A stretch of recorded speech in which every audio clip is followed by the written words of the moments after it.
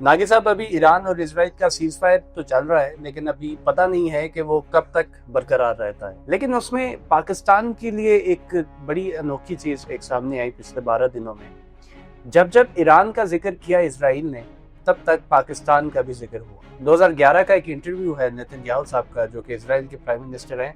उनसे जब पूछा गया कि सबसे बड़ा खतरा इजराइल के लिए क्या है और क्या ऐसा है जो इजराइल अचीव करना चाहता है, तो उनकी तरफ से 2 नाम दिए गए कि जिनको खत्म करना या जिनका न्यूक्लियर ना बनना या न्यूक्लियर को खत्म करना बहुत जरूरी है। उसमें पहला नाम ईरान का था, जिसको अभी अमेरिका ने उसके 3 न्यूक्लियर प्लांट्स जो थे वो तबाह कर दी, और दूसरा नाम पाकिस्तान का था, जो कि ऑलरेडी एक एस्टैब्लिश्ड न्यूक्लियर पावर है। अब सवाल जो पाकिस्तानियों के ज़हन में है कि अब ईरान का तो न्यूक्लियर प्रोग्राम काफी पीछे जा उन्होंने धकेल लिया, क्या अब पाकिस्तान की बारी है?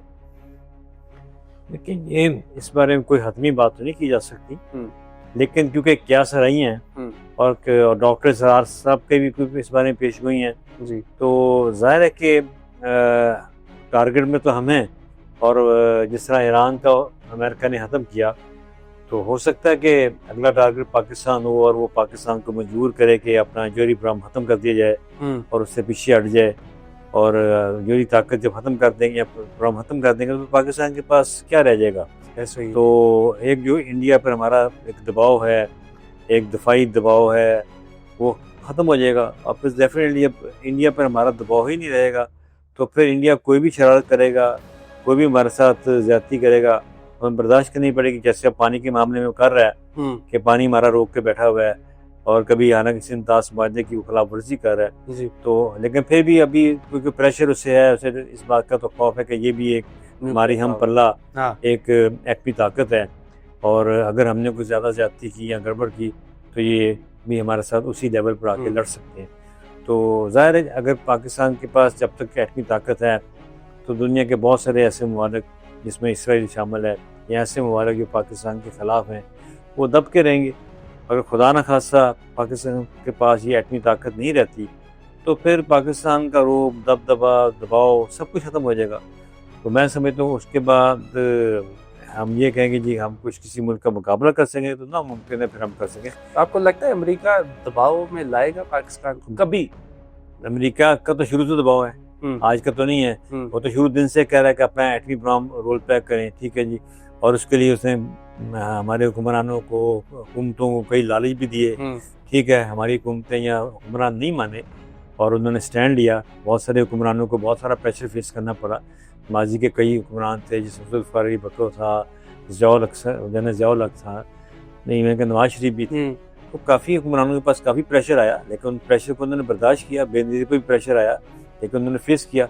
तो कहने की बात ये कि आने वाले दौर में जो हुक्मरान आते हैं, क्या उस जब नई हुकूमत बनेगी आज से 4 साल बाद या 5 साल बाद, वो कौन से लोग होंगे, क्या वो उस प्रेशर को, उस दबाव को बर्दाश्त कर पाएंगे कि नहीं पाएंगे। क्योंकि देखें अमेरिका का तो नज़रिया भी यही है और मेन उसका नुक्ता नज़रिया कि पाकिस्तान एटमी प्रोग्राम से पीछे हट जाए। तो उसके अगर पाकिस्तान पीछे हट गया तो उसके असरात ज़रूर पड़ेंगे। और इस खत्ते में ज़ाहिर है पाकिस्तान जब पीछे हटेगा तो वो इस्लामी ममालिक जिनको पाकिस्तान पे एक मान और फ़ख्र है वो तो ख़त्म हो जाएगा ना। फिर आपको लगता है ईरान जो है वो दोबारा न्यूक्लियर पावर बनने की कोशिश करेगा?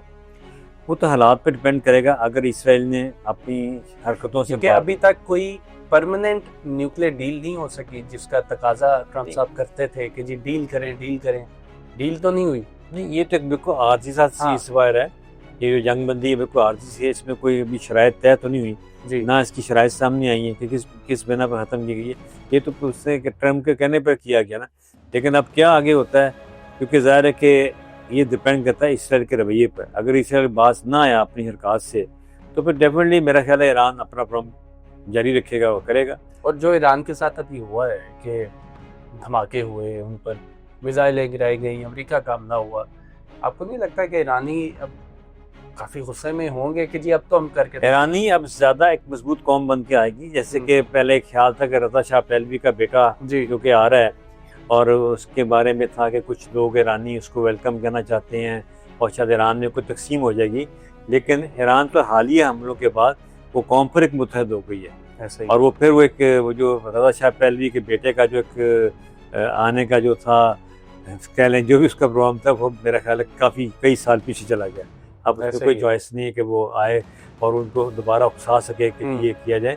अब ईरानी कौम, देखें ये तो सच बात है कि ईरानी कौम ने जिस ताकत के साथ, जुर्रत के साथ मुजाहरा किया है, मेरा ख्याल है कि शायद ही किसी कौम ने इस तरह किया। किसी मुस्लिम मुल्क में हर इतने मुस्लिम ममालिक हैं, दुबई है, सऊदी अरब जो हमारी उम्मा का एक लीडर बनता है, या इवन पाकिस्तान भी उस तरह से नहीं, किसी ने जिस तरह, मतलब है कि मैं समझता हूँ कि ईरानी कौम को सल्यूट करना चाहिए कि उन्होंने जिस बहादुरी के साथ मुकाबला किया है, और वो मतलब है कि जंग बंदी तक उनकी तरफ से कोई कमजोरी नहीं आई। ऐसे ही ना उन्होंने कमजोरी कहीं पे दहाई है। उनकी कौम भी, उनकी हुकूमत भी, उनके हुक्मरान भी, उनके सारे मजहबी रहनुमा भी डटे रहे हैं। आपको लगता है कि ईरानी जो है वो अब ये साबित साबित कर दिया उन लोगों ने कि इजराइल अमेरिका के बगैर ईरान से जंग नहीं लड़ सकता, अकेले इसराइल खुद तो लड़ ही सकता। हाँ। उसकी बैक पे तो अमेरिका, अगर आज अमेरिका पीछे हट जाए तो ईरान तो उसको सफाया कर दे उसका। हाँ।